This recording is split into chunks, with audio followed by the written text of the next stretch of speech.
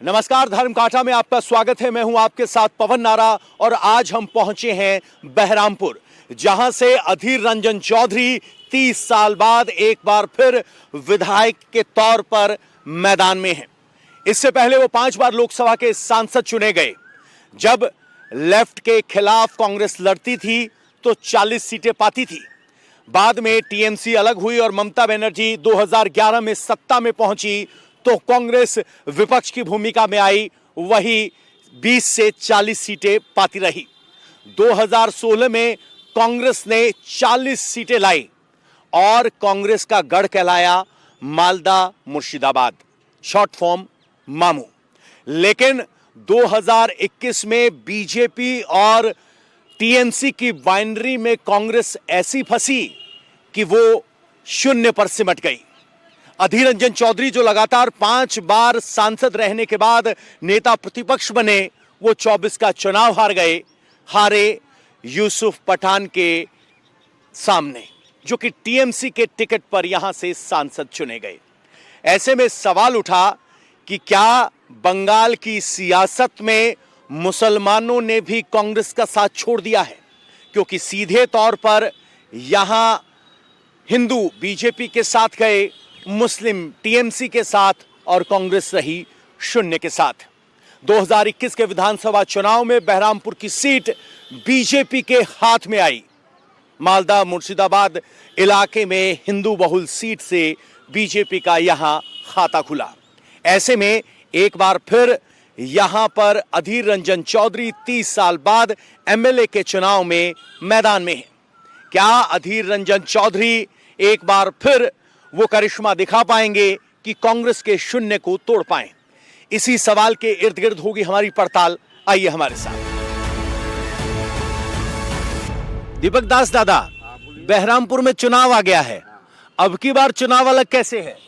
देखिए, अधीर चौधरी ने कांग्रेस में डराया है, नारू गोपाल भी वो भी डराया है, बीजेपी भी डराया है।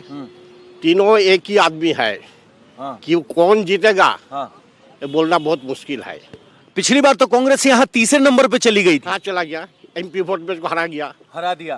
तो अब की बार अधीर रंजन चौधरी अगर वापस आए तो कुछ चांस बनेगा? देखिए, या अधीर का जमाना चला गया? यही बात है। अधीर जो खेला है बहरमपुर में, वो खेला खत्म हो गया। अच्छा, अधीर रंजन का खेला खत्म हो गया। एक ने जो अधीर नारू गोपाल मुखर्जी जो डराया है, ये जो माठ है, ये जो बहुत अंधेरा था, बहुत ताला बना दिया। अच्छा, यहाँ विकास किया? बहुत किया।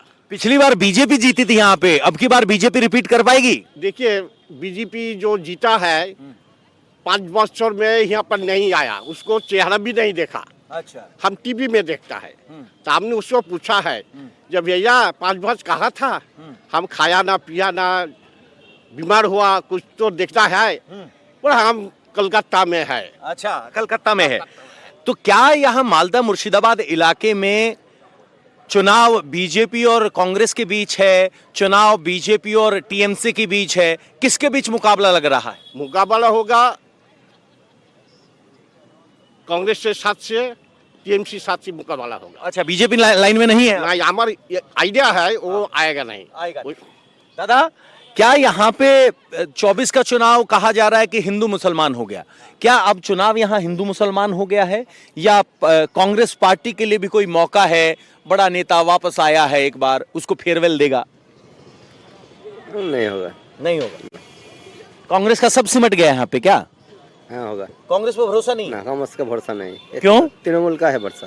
तृणमूल का है? वो सरकार जो हो ना वही भरोसा होगा। अच्छा, सरकार जो हो। लेकिन यहाँ तो बहरामपुर में लगातार 11, 16, 6 3 बार कांग्रेस का विधायक रहा चक्रवर्ती। वो नहीं होगा। नहीं होगा? तृणमूल ही होगा। आपको तृणमूल ही होगा दादा? तृणमूल मौजूदा सरकार है इसलिए, या कोई और वजह है? वजह तो और है। अरे पीछे से आई आवाज।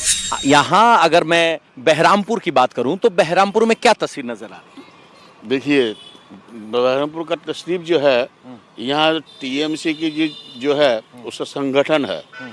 संगठन के जोर से प्रचार के माध्यम से थोड़ा आगे है, लेकिन चुनाव तो देते हैं आम जनता।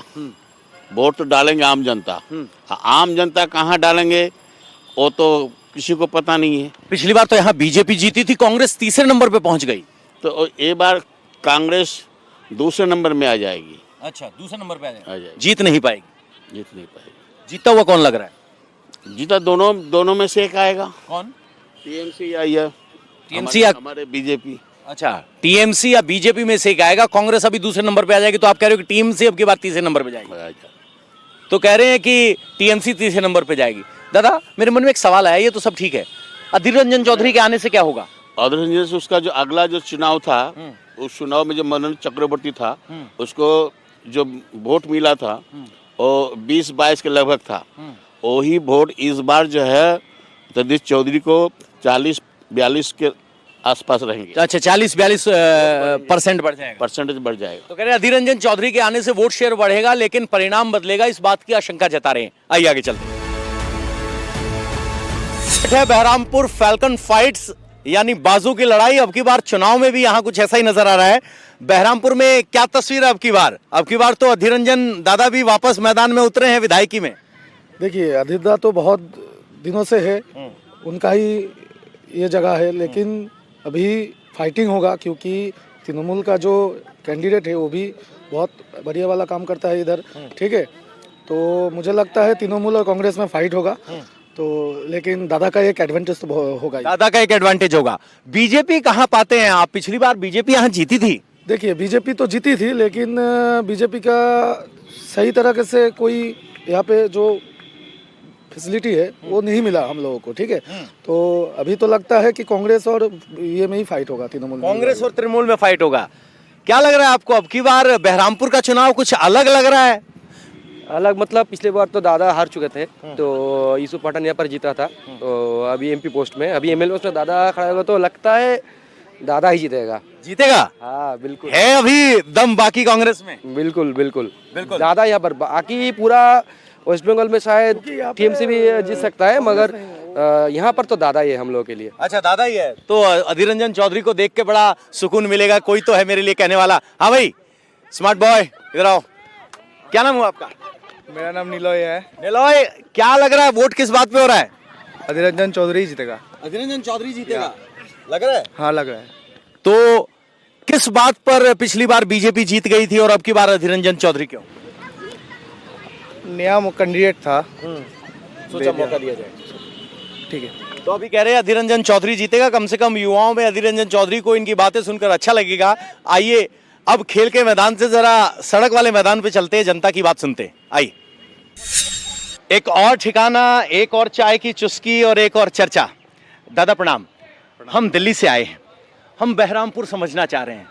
अब की बार के चुनाव में बहरामपुर में क्या लग रहा है आपको, क्या माहौल है, खास तौर पर तब जब अधीर रंजन चौधरी 30 साल बाद एक बार फिर मैदान में है और पिछली बार ये सीट बीजेपी ने जीती थी? हमें लग रहा है रूलिंग गवर्नमेंट का कैंडिडेट भी जीतेगा यहाँ से। रूलिंग गवर्नमेंट का जीतेगा। ऐसा क्यों लग रहा है? पिछली बार बीजेपी किन हालात में जीती थी?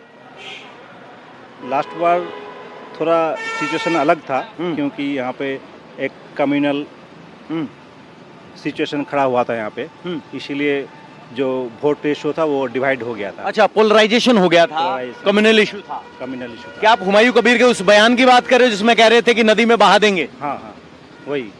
लेकिन अब की बार हुमायूं कबीर भी हैं, वो भी अब की बार पार्टी और बाबरी मस्जिद सब लेके आए हैं। नहीं, इस बार जो लग रहा है अभी रूलिंग पार्टी से ही आएगा यहाँ पे। अच्छा, तो अब की बार वो पोलराइजेशन नहीं है? नहीं, अगर पोलराइजेशन नहीं है तो फिर तो कांग्रेस का भी चांस होना चाहिए। अधीर रंजन चौधरी तो कहते ही ये हैं कि पोलराइजेशन हो गया तो हार गया, वरना सेकुलर वोट हमें जिताते। क्योंकि रूलिंग गवर्नमेंट यहाँ पे बहुत काम किया है। जो ज़्यादातर यहाँ पर जो आबादी है वो तो मतलब इकोनॉमिकली बैकग्राउंड थोड़ा गरीबी है। हाँ। इसीलिए लगता है कि जो है ज़्यादातर जो यहाँ का स्कीम है गवर्नमेंट का, रूलिंग गवर्नमेंट का, जैसे लक्ष्मी भंडार या फिर स्वास्थ्य साथी प्रकल्प, इसका इफेक्ट पड़ेगा। अच्छा, इसका इफेक्ट पड़ेगा। दादा कह रहे हैं कि यहाँ मौजूदा सरकार का असर रहेगा। मैं समझना चाहता हूँ, जिस मालदा मुर्शिदाबाद में 70% मुस्लिम आबादी मानी जाती है, ये बहरामपुर सीट हिंदू आबादी वाली सीट मानी जाती है, तो क्या आपकी बार कोई पोलराइजेशन नजर आ रहा है, नहीं आ रहा है? आपका आकलन क्या है? देखिए, पोलराइजेशन तो है, लेकिन इस बार मेरे ख्याल से शायद ये वोट का थोड़ा बंटवारा हो सकता है, क्योंकि जो कांग्रेस का वोट था मेरे ख्याल से जो पिछले बार शायद कुछ बीजेपी में गया था वोट, ठीक है, तो इस बार जो वोट जो है वो कांग्रेस के नाम पे नहीं, शायद अधीर रंजन चौधरी के नाम पे थोड़ा वो कास्ट हो सकता है वोट।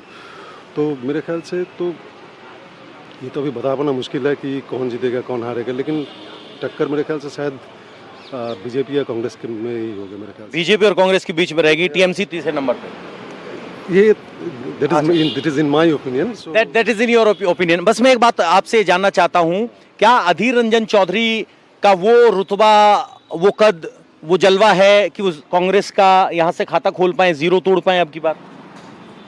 हाँ कुछ तो है यार, कुछ तो है, जरूर है, थोड़ा घटा जरूर है, लेकिन है, फिर भी है।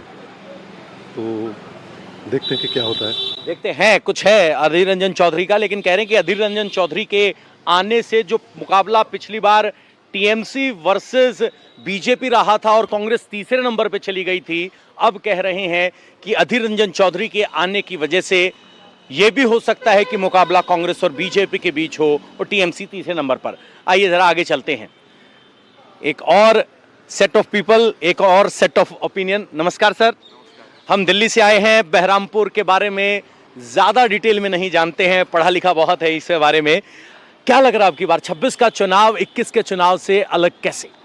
अलग कैसे मतलब यहाँ पर 35 इयर्स CPIM था, डेवलपमेंट उतना अच्छा नहीं हुआ। उसका बाद 15 इयर्स अभी TMC का गवर्नमेंट है, लेकिन क्या हुआ इसमें वो भाता देने में ज़्यादा इंटरेस्टेड है। यंग जनरेशन का अभी नौकरी नहीं है इधर, और बहुत प्रॉब्लम है इधर, मतलब अनएम्प्लॉयमेंट बहुत बड़ा इशू है इधर। पिछली बार यहाँ बीजेपी जीती थी, अब की बार क्या वो स्थिति दिखाई दे रही है, या अधीर रंजन चौधरी अब की बार कुछ कमाल कर सकते हैं, 30 साल बाद वापस विधानसभा के दरवाजा जाना चाहते हैं? अभी प्रेडिक्शन करना बहरमपुर असेंबली के लिए बहुत प्रॉब्लम है, क्योंकि अधीर चौधरी हैवी वेट कैंडिडेट है इधर, उसका भी बहुत यहाँ पर बुनियाद है। और लास्ट जो सुब्रत मोइत्र जो लास्ट टाइम जीते थे बीजेपी के तरफ से, वो भी है। और इधर भाई बहरमपुर पौरसभा म्यूनिसिपैलिटी का चेयरमैन नारुगोपाल जी तीनों आदमी में बहुत कॉन्टेस्ट होगा इधर। कॉन्टेस्ट होगा, तगड़ा मुकाबला है। तगड़ा मुकाबला है। हुमायूं कबीर के आने से कुछ पोलराइजेशन हो रहा है? हाँ वो तो है, ये माइनॉरिटी एरिया, मतलब ये यहाँ पर बहुत वो है कि इशू है, क्योंकि इधर मुस्लिम कम्युनिटी का परसेंटेज ज़्यादा है, वो तो थोड़ा हो सकती है।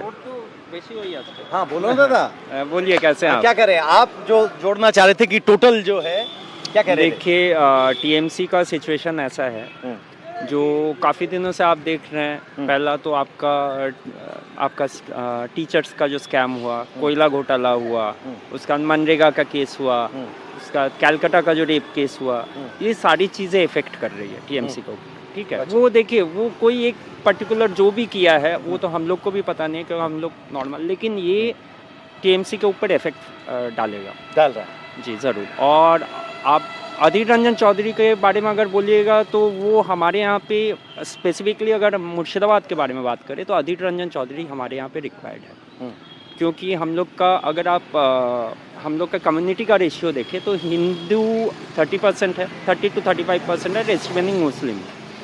तो इन लोगों को साथ रखने वाले अगर देखा जाए तो वही एक है। और बीजेपी का जहाँ बोलिए तो मैं चाहूँगा जो हम लोग का स्टेट गवर्नमेंट में बीजेपी आए। अच्छा। ये मेरा सीधा साफ हिसाब है, और बहरमपुर के लिए हम चाहेंगे अधीर चौधरी। कितना शानदार बैलेंस्ड इनका चाहत है कि यहाँ 70% मुस्लिम डोमिनेटेड सोसाइटी है, 30% हिंदू है, तो यहाँ जो सबको साथ लेकर चल सके वो अधीर रंजन चौधरी आए, और बंगाल में बीजेपी आए। एकदम सही बात है। पिछली बार तो यहाँ बीजेपी आ गया था, उसका कोई फायदा नहीं हुआ। देखिए एक्चुअली बात यह है, सारे लीडर तो एक तरह के नहीं हैं।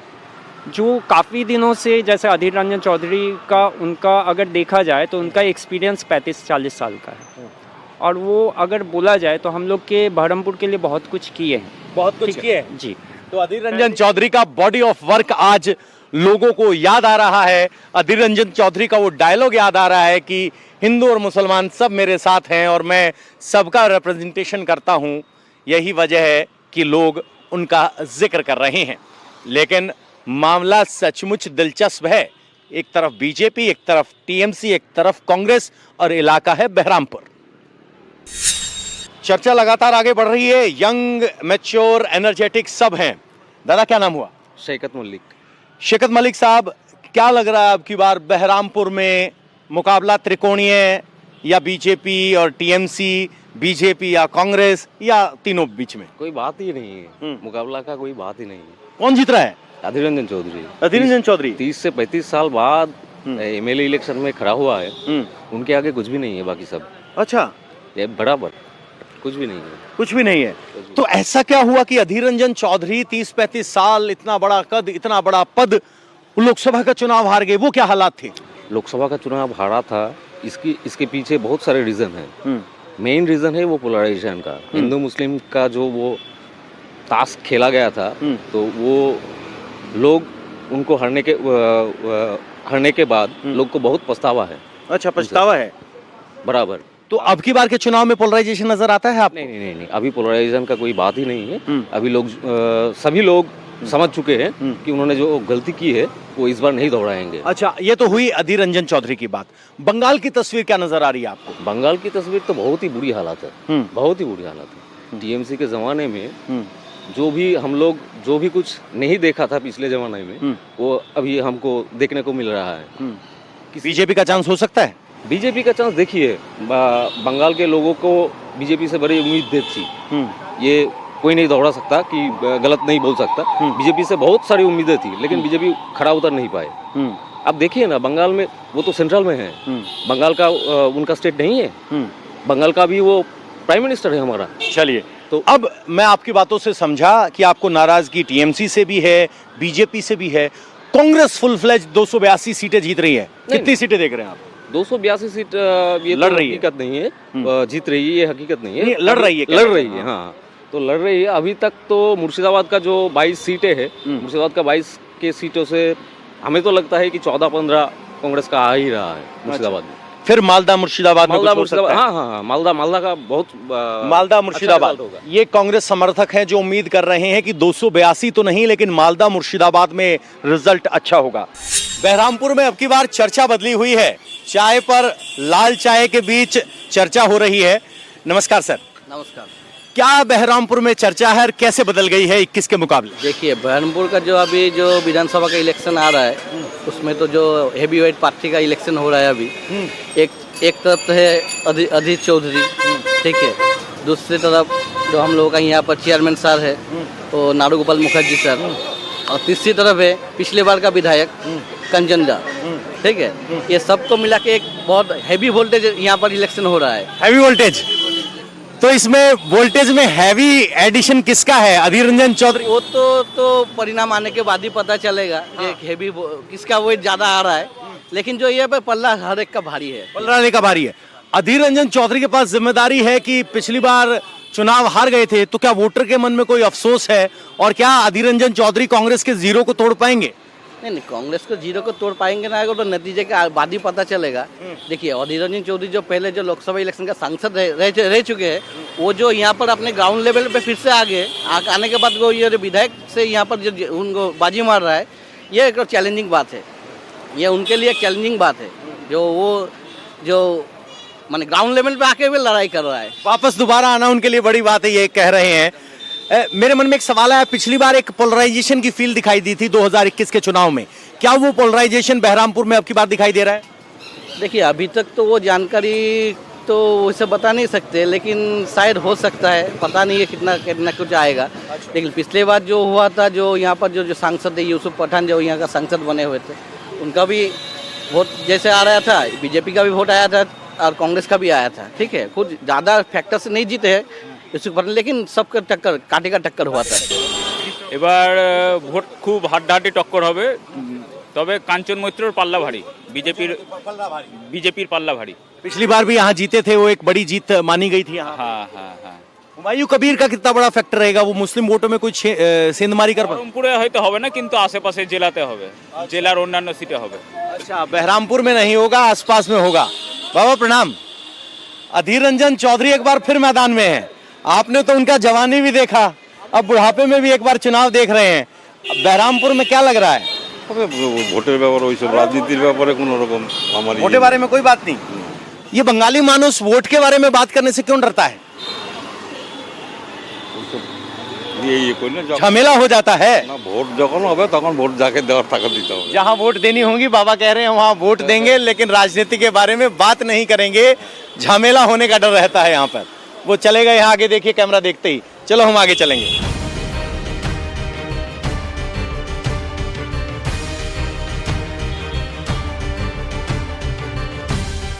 लोकसभा में नेता प्रतिपक्ष रहे अधीर रंजन चौधरी एक बार फिर 30 साल बाद विधानसभा चुनाव के मैदान में उतर रहे हैं। सीट होगी बहरामपुर। हमारे साथ बात करने के लिए मौजूद हैं। दादा, आपने कांग्रेस में ऊंचाइयों को छुआ, एक बार फिर जड़ों की तरफ वापस लौट रहे हैं। 30 साल बाद वापस विधानसभा चुनाव लड़ रहे हैं। 24 में क्या गड़बड़ हुआ और 26 में क्या उम्मीद? देखिए, जड़ के बिना तो ऊंचाई नहीं बन पाते ना। अगर एक पेड़ अगर बड़ा होगा तो जड़ के बिना तो नहीं हो पाते। तो मैं चढ़ के चले गए थे ऊपर, और हमारे ऊपर आशीर्वाद थी मैडम सोनिया गांधी जी की, राहुल गांधी जी का आशीर्वाद था, तो मैं पहुंच गए थे बहुत ऊपर। कोई चीज़ तो स्थायी नहीं होते ना। लगातार 5 बार जीतने के बाद पिछले 2024 साल के चुनाव में मेरे क्षेत्र में सुनियोजित तरीके से दंगा फैलाए गए थे ममता जी की अगुवाई में, हिदायत पे। और वो दंगा फैलाने के तुरंत बाद उनकी पार्टी की जो विधायक वो खुलेआम बयान देने लगे कि मुर्शिदाबाद में 70% मुसलमान 30% हिंदू है, अगर मुसलमान चाहे तो सारे हिंदुओं को मार के गंगा नदी में बहा सकता है। वो जो उनकी जो बयान, वो बयान लेके सत्तारूढ़ पार्टी के जो एजेंसी हिंदू घर घर, हिंदू गांव गांव पहुंच गए और ये सलाह देने लगे कि सारे हिंदू लामबंद होकर बीजेपी को वोट डालो, क्योंकि वो जानती थी कि सारे हिंदू अगर लामबंद हो जाए तो अधीर चौधरी की हार निश्चित है।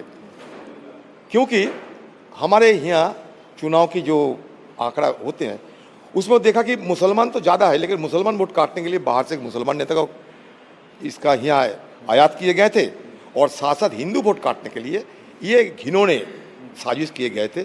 और नतीजा ये हुई कि इसके चलते 2019 में बीजेपी पार्टी को जहां 1,40,000 वोट थी, इस बार 2024 में इसका इजाफा होते हुए 4.25 लाख पहुंच गए, और नतीजा ये है कि मेरा हार हुई थी। तो ये तो घिनौने साजिश हुई थी। तो मैं हार गया तो ठीक है, मैं हार तो जा सकते लेकिन खो तो नहीं जा सकते ना। कोई हार जा सकते लेकिन खो तो नहीं जा सकते। मैं भी खोना नहीं चाहते। तो हमारे पार्टी का आलाकमान ने इस बार कहा कि भाई और एक इम्तिहान आ रहे हैं और एक चुनौती आ रहे हैं बंगाल में, चलो तुम मैदान उतर के लड़ने की कोशिश करो। मैंने कहा देखो, मैं एक कांग्रेस पार्टी के फुट सोल्जर हूँ, एक सैनिक है। अगर मुझ पर कोई हिदायत आए, मुझ पर कोई निर्देश आए तो मैं बिल्कुल खड़े बैठे हैं। तुमने कहा हाँ लड़ जाओ, मैं लड़ने आ गए।